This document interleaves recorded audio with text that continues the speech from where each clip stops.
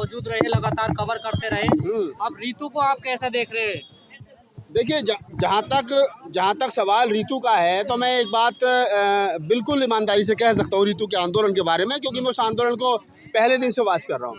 और वो बात ये है कि रीतू जैसी साहसी लड़की, रीतू जैसी निडर लड़की, रीतू जैसी निर्भीक लड़की, रीतू जैसी मतलब बेबाक लड़की, वो बाबा साहब डॉक्टर अम्बेडकर के ब्लड की बेटी, जिसने बाबा साहब डॉक्टर अम्बेडकर को पढ़ा और समझा, वो लड़की आज निर्भीकता के साथ में, निडरता के साथ में पूरे मोदी सरकार से, आरएसएस की सरकार से वहाँ डट करके मुकाबला कर रही है। और मैं हमेशा से समाज से अपील करता हूँ, अभी भी वही अपील कर रहा हूँ कि समाज को चाहिए कि उस निडर और निर्भीक बेटी का साथ दे, ताकि एक मिसाल कायम हो सके कि एक दलित समाज की बेटी, एक बाबा साहब डॉक्टर अम्बेडकर के विचार की बेटी अपने कंधों पर एक दिल्ली यूनिवर्सिटी जैसे बड़े शिक्षा संस्थान में 4-5 महीने तक उसको कंटिन्यू जो है वो 5 महीने होने जा रहे हैं, उसको 5 महीने तक लगातार उसने उस धरने को चलाया, जिससे देश की पुलिस, जिससे दिल्ली की पुलिस, अमित शाह की पुलिस डरी और रात के अंधेरे में उसको खदेड़ दिया गया। उसके बावजूद भी रीतू की हिम्मत है कि पुलिस से रोज 2-2 हाथ करती है, पुलिस से रोज टकराती है, रोज गिरफ्तारी देती है, रोज पुलिस उसको गिरफ्तार करती है, फिर छोड़ देती है और अगले दिन रीतू फिर आकर के वही धरने पर बैठती है।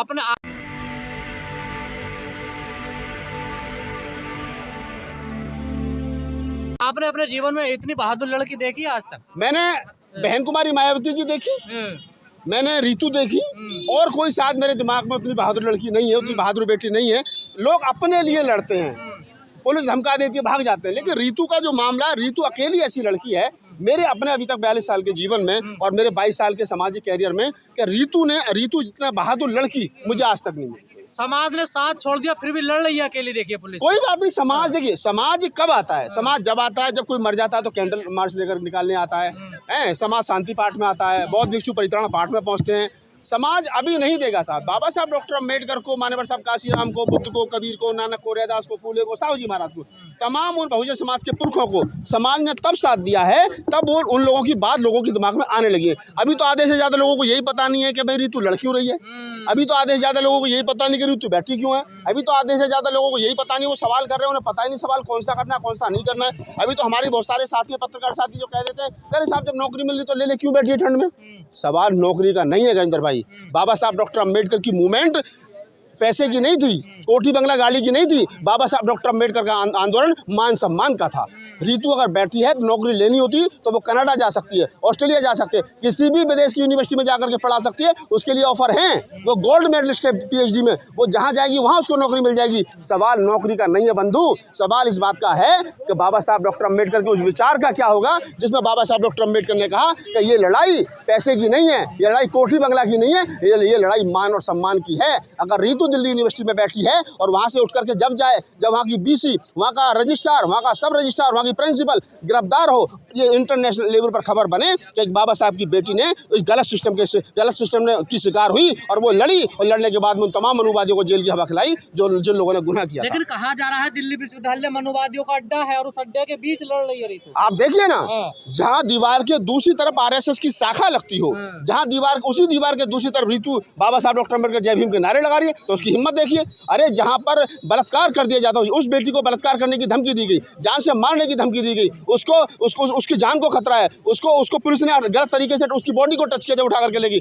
उसके बावजूद भी वो निडरता और निर्भीकता से वहाँ लड़ रही है। मैं उसके जज्बे को सलाम करता हूँ, मैं उसको प्रणाम करता हूँ, मैं ऐसी बेटी को नमन करता हूँ। कहा जा रहा है दूसरी मायावती है समाज के लिए ये। देखिए, मैं ये तो नहीं कह सकता कि मायावती को बनने में 30 साल लगे, 35 साल लगे, लेकिन रास्ता वो हो सकता है। बहन जी भी एक शिक्षक थी, बहन जी भी एक अध्यापिका थी, और आज अगर रीतू एक प्रोफेसर है, वो भी एक शिक्षिका है। जिस प्रकार से बहन जी निडरता के साथ में लड़ी, बहन जी उत्तर प्रदेश की 4-4 बार सीएम बनी, और विश्व के पटल पर बहन जी का आयरन लेडी के नाम से दुनिया उनको सलाम करती है, नमन करती है, उनका एक अपना स्थान है। रीतू को आने वाले समय पर कोई भी साहित्यकार कालखंड में जब कभी ये लिखेगा और विश्लेषण करेगा इस विषय का, और ये कहेगा कि उस समय जब 5-6 महीने तक -2 डिग्री पारे में रीतू बैठी थी तो उसके अंदर क्या था, जब इस पर शोध होगा, तो मैं कहता हूँ कि रीतू के इस आंदोलन पर इतनी मोटी किताब लिखी जाएगी, एक ग्रंथावली लिखी जाएगी, और तब उस समय के विश्लेषक, उस समय के लेखक, उस समय के साहित्यकार ये लिखने को मजबूर होंगे कि रीतू थी तो वो लड़ी, अन्यथा और किसी के बस की लड़ाई लड़नी नहीं थी। कुछ बहुजन समाज के लोग शक कर रहे हैं, कह रहे हैं कि राजनीति भी कर रही है रीतू। देखिए अच्छा, मैं तो चलो ये बात भी मान लेता हूँ, अगर रीतू राजनीति भी करी तो फिर राजनीति करना गुनाह है। राजनीति करना गुनाह है। इस देश का प्रधानमंत्री होते हुए सरकारी हवाई जहाज और सरकारी संस्थानों का उपयोग करते हुए राम मंदिर के मूर्ति में प्राण प्रतिष्ठा के लिए जाए, भूमि पूजन में जाए, एक आदमी सवाल खड़ा नहीं करता है। वो आदमी जो संगठन रजिस्टर्ड नहीं है, मोहन भागवत का RSS, उस RSS के संगठन को, उसके चीफ को जेड सिक्योरिटी सुरक्षा मिले, तब बहुजन समाज के लोग नहीं बोलते। और रीतू वहाँ बैठी है तो ये गधे, नालायक और कुपड़ लोग बोलेंगे कि रीतू वहाँ राजनीति कर रही है। और मैं कह रहा हूँ कि राजनीति भी करी तो कौन सा गुनाह करी, तुम्हारे बाप का क्या ले रही है, क्या ले रही है तुम्हारे बाप का। ये वही लोग हैं गजेंद्र भाई, इनके सबके घर जाकर के चेक करो, इनके सबके घरों में चिड़ियाघर है, बड़े बड़े मंदिर हैं, सब बाबा साहब डॉक्टर अम्बेडकर की 22 प्रतिज्ञाओं के विरोधी हैं, दुश्मन हैं। और ये रीतू पर प्रश्न चिन्ह लगा रहे हैं, क्यों? क्योंकि इनकी बेटियां घरों से बाहर नहीं निकलती, इनकी लुगाई घर से बाहर नहीं निकलती, इनकी माँ बहन बेटियां मंदिरों में घंटे बजा रही हैं और ये रीतू पर प्रश्न चिन्ह खड़े करते हैं। शर्म नहीं आती इन लोगों को? ये जो भी लोग हैं इनको चिन्हित करो। और मैं तो कह रहा हूँ पहले दिन से कि रीतू के खिलाफ जो लोग बोल रहे हैं उनको चिन्हित किया जाए। और जब रीतू सब प्रोटेस्ट से उठेगी, मैं दावे के साथ कह रहा हूँ, एज एक्टिविस्ट मैं दावे के साथ कह रहा हूँ, इस आंदोलन की ये खूबसूरती है कि वो पिछले 5 महीने से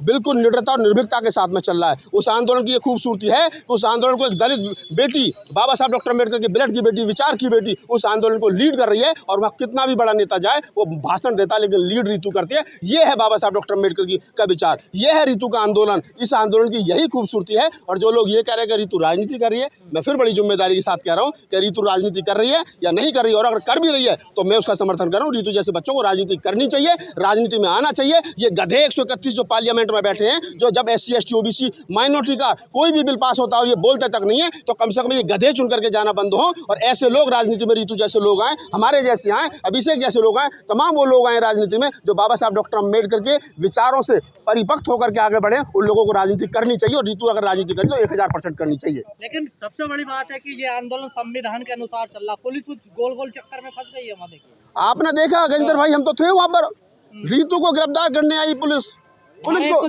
धारा 144 का उल्लंघन करने पर रीतू ने पुलिस को गिरफ्तार कर लिया। पुलिस कह रही कि नहीं हम हाथ नहीं लगाए। रीतू ने कहा, उनके वकील ने कहा कि आप उंगली लगाइए, हम बच्चों की तरह चलो ना। ये है संविधान की ताकत, ये है बाबा साहब डॉक्टर अम्बेडकर के मूवमेंट की ताकत, विचार की ताकत। आप समझिए, आपके हाथ में संविधान है और दूसरे हाथ में बाबा साहब डॉक्टर अम्बेडकर की तस्वीर है। इस देश की कोई भी ताकत आपको खदेड़ नहीं सकती। और रात के अंधेरे में अगर खदेड़ेगी तो उसको कोर्ट में जवाब देना पड़ेगा। सरकार ये वाली हो, इससे पीछे वालों की हो, इनसे आगे वालों की हो, कहीं ना कहीं नतमस्तक तो संविधान के आगे होना पड़ेगा। बाबा साहब डॉक्टर अम्बेडकर, सरकार जितनी भी रही है, पहले की रही है, बात की रही है, वर्तमान में चली आने वाली सरकारें, बाबा साहब डॉक्टर अम्बेडकर सबके लिए महत्वपूर्ण हैं। और बाबा साहब डॉक्टर अम्बेडकर के विचार से जो भी टकराने की कोशिश करेगा वो मिट्टी में मिल जाएगा। रीतू बाबा साहब डॉक्टर अम्बेडकर के विचार के साथ खड़ी है, हमारे जैसे तमाम एक्टिविस्ट उसके साथ खड़े हैं। जो लोग उस आंदोलन में आ रहे हैं उनका धन्यवाद, जो लोग नहीं आ रहे हैं घर में बैठ करके उसमें कमियां निकालें उनका भी धन्यवाद। आंदोलन सही दिशा में है और अच्छी दिशा में। आंदोलन ने बता दिया कि संविधान से बड़ा कुछ नहीं है ना। नहीं, ये रीतू के आंदोलन ने बता दिया। 2 तारीख को भारत बंद हुआ था 2018 में, उसने बता दिया। 30 पॉइंट रोस्टर के मामले ने बता दिया, किसानों के आंदोलन ने बता दिया। तमाम आंदोलन जो बिना नेताओं के इशारे पर हुए, बताओ मुझे किसानों का आंदोलन कौन से नेता ने आवाज कॉल दी थी? किसानों का आंदोलन था ना, सरकार झुकी। 2 तारीख को भारत बंद हुआ एट्रोसिटी एक्ट पर, दलित SC ST एट्रोसिटी एक्ट पर, बताओ मुझे किसी नेता ने कॉल दी थी? नहीं दी थी ना। वो आम जनमानस का आंदोलन था। 30 पॉइंट रोस्टर का मामला हुआ, सरकार, लोग जीते। इसी दिल्ली यूनिवर्सिटी में आंदोलन हुआ, लो सरकार झुकी। अब रीतू लड़ रही है, जीतेगी, 1000% जीतेगी। और ये जो लोग घरों में बैठ करके चूड़ियाँ पहन करके, मैं तो चूड़ियाँ ही कहूँगा, चूड़ी पहन करके रात को कंबल में सो जाते हैं हीटर लगा करके, और सुबह को अखबार पढ़ते हुए, चाय पीते हुए कहते हैं कि रीतू गलत रास्ते पर है। तो तुम आओ, बताओ रास्ता बताओ जरा कौन सा सही है। ये नालायक, अनपढ़ और कुपड़ लोग समाज के लिए कल भी खतरनाक थे और आज भी खतरनाक है। तो क्या रीतू हार जाएगी, डर जाएगी या लड़ती रहेगी? रीतू, मैं ये बात पूरी जिम्मेदारी के साथ कह रहा हूँ तमाम चैनलों पर, नीतू ना डरेगी ना थकेगी। वो जब तक ईमानदारी के साथ, जब तक है, जिंदा है, ईमानदारी से, मजबूती से लड़ेगी। और इस देश के अंदर मैं बता रहा हूँ, ये बाबा साहब डॉक्टर अम्बेडकर की कोटेशन है। बाबा साहब डॉक्टर अम्बेडकर ने कहा कि इस देश के अंदर कोई झगड़ा नहीं है, सिर्फ बुद्ध का और मनुवाद के बीच झगड़ा है। और मैं वर्तमान में कह रहा हूँ कि कोई झगड़ा नहीं है, अम्बेडकरवाद और मनुवाद में झगड़ा है। और रीतू जो है वो संविधान के साथ, अम्बेडकरवाद के साथ खड़ी है और वो जीतेगी और वो सरकार को हरा कर यहाँ से उठेगी। ये इस आंदोलन की खूबसूरती होगी। क्या हो गया? 2 पत्थर मार दिए रीतू के आंदोलन पे, तो क्या हो गया? लोग रात के अंधेरे में आए, 2 लाइट बंद करी, 2 पत्थर मार गए। वो छोटी बच्ची है, माइनर है, 17 साल की, एक लड़का, उसको लगा है। एक कंप्लेंट और होगी उन्हीं के खिलाफ। ये क्या, देखिए, सरकार का शुरू से ये रहा है, सरकार पहले डराती है, फिर थकाती है और बाद में हटाती है। और अगर जो लोग नहीं हटते हैं, राकेश टिकैत की तरह, रीतू की तरह, 2 तारीख के भारत बंद की तरह, फिर सरकार हाथ जोड़ कर खड़ी हो जाती है, बताओ माई बाप क्या करना है। तो सरकार ने पहले डराया, फिर थकाया, फिर हटाया, और अब डराने की फिर दोबारा कोशिश कर रही है पत्थर मार के, और कुछ नहीं है।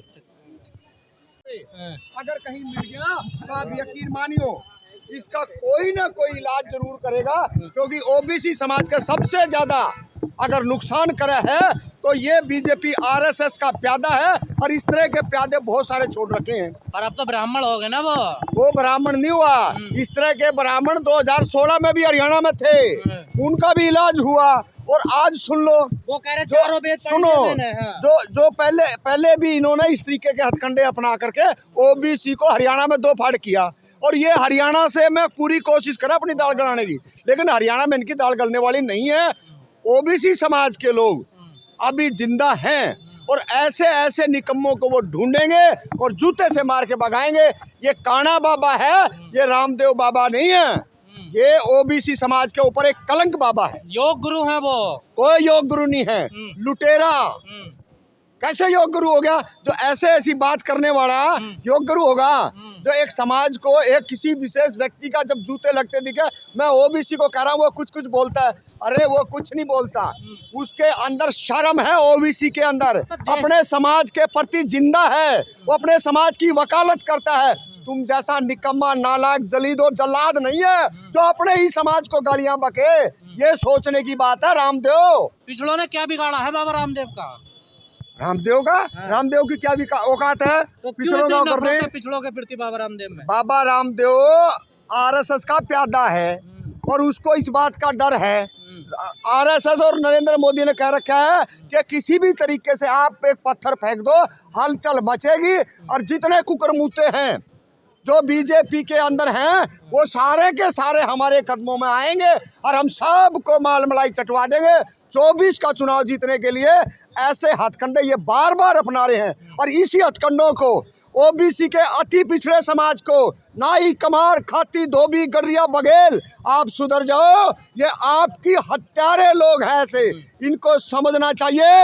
आप बताइए, 90 विधानसभाओं में से, हरियाणा में से हम 30 विधानसभा के दावेदारी हैं, बात नहीं करेंगे ये। और लोकसभा 10 हैं, उस लोकसभा में से भी हमारे को 4 लोकसभा चाहिए, उस पर बात नहीं करेंगे। नौकरियों की बात नहीं करेंगे, बैकलॉग की बात नहीं करेंगे। इनको रामदेव जैसे बाबा को आगे लाके इस देश के अंदर, इस प्रदेश के अंदर खलबली मचानी है। आतंकवादियों की तरह सवाल करने वाला बाबा रामदेव, ये सारे के सारे आरएसएस के छोड़े हुए प्यादे हैं। सारे पिछड़े जा रहे हैं राम मंदिर में, कोई नहीं जा रहा राम मंदिर में, कोई पिछड़ा नहीं जा रहा। जो अंध भगत हैं, जो मोदी भगत हैं, और जो अपने आप अंदर का जो जिंद को नहीं मार रहे ना, वो जा रहे हैं वहाँ पे। जो जिंदा लोग हैं वो कोई राम मंदिर नहीं जा रहा है। आप नहीं जाओगे ना, हम तो नहीं जाएंगे। क्या मतलब है? जब हमारे को राजनीतिक हक नहीं मिल रहा, हमारे को राजनीतिक हक चाहिए, राम मंदिर में चले जाएंगे, राम मंदिर चले जाएंगे। अगर 4 मठों में से, अब ये 5वां मठ तैयार हो रहा है, इन 5 मठों में से ओबीसी को 3 से 4 मठ दे, हम जाने को तैयार बैठे। सारा माल मलाई तुम खाओ, नहीं सारा माल मलाई तुम खाओ, और हम घंटा बजाने के लिए आपके हथकंडों में हम नहीं आने वाले हैं। तो तमाम पिछले नेता तो जा ही रहे हैं, देखिए प्रधानमंत्री पिछड़े नेता जा रहे हैं। नेताओं को पता होता है, अंधे, बहरे, गूंगे कहाँ ज्यादा जाते हैं। नेता को तो वोट लेना है, नेता तो जाएगा। अब तो सोचना उन गूंगे बहरों को है कि तुम मंदिर जाओगे, पार्लियामेंट जाओगे। पार्लियामेंट में जाने के लिए आपको अपने आप के अंदर अपना आपको झांक के देखना पड़ेगा। मायावती को निमंत्रण मिला, मायावती ने मना कर दिया जाने के लिए, अब क्या करेंगे? हम तो कह रहे हैं जब हम नहीं जा रहे हैं, क्यों नहीं मना कर रहे हैं? भाई सबने मना किया है, कोई नहीं जा रहा है। और आप देख लेना, ये गलत फहमी है। कांग्रेस ने मना कर दिया, विपक्षी दलों ने मना कर दिया। मैंने कहा ना, जो जूते चाट हैं बीजेपी के, आरएसएस के निकम्मे जो लोग हैं, वो समाज के अंदर गंदगी फैला रहे हैं। अरे भाई, हमारे को आप जो बात जो देना चाहिए ना, राजनीतिक हक दे दो ना, हम ना राजनीतिक हक दे दो। और राजनीतिक हक तो देना नहीं चाह रहे ओबीसी को, और वैसे ओबीसी को आप हर जगह लपेटने का काम करते हो। तुम्हारी ये जो गुंडागर्दी है, ये अब ज्यादा दिन तक चलने वाली नहीं है। हमने चाहिए राजनीतिक हक है। अरे माल तुम खाओ, तुम्हारे गुलाम है क्या? हम तुम्हारे गुलाम है क्या? राम मंदिर चले जाएं, अरे राजनीतिक हक दे दो, अब फिर देखेंगे। ये वही लोग बनाए जा रहे हैं जो बिल्कुल आरएसएस के अंदर से निकले हुए हैं। जी एक नाम रटेगा एक वो सम- नीच चमार है। देखिए वो खुद उस कैटेगरी से बिलोंग नहीं कर रहा ना, वो ब्राह्मण है और ऊपर वाले ने उसको अंधा बनाया, बेडोड़ा बनाया, तो वो बेअकला बेअकली बात करेगा। इस देश के बहुजनों को 85% लोगों को सोचना चाहिए कि ऐसे लोगों का क्या करना है। ये तो अब जनता इलाज करेगी 24 में। तो ये कोई पहली बात थोड़ा ही है, वो कभी आरक्षण के विरोध में बोलते हैं, कभी कुछ बोलते हैं, कभी कहते हैं मरे मुलायम काशी राम, बोलो जय श्री राम। राम भद्राचार्य तो विवादों में रहते ही हमेशा। मिले मुलायम काशी राम, हवा में उड़ गए जय सिया राम, हाँ। ये भी तो कहा था ना। वक्त आने दो, सारी चीजें उनको याद दिलवा देंगे। चलिए लो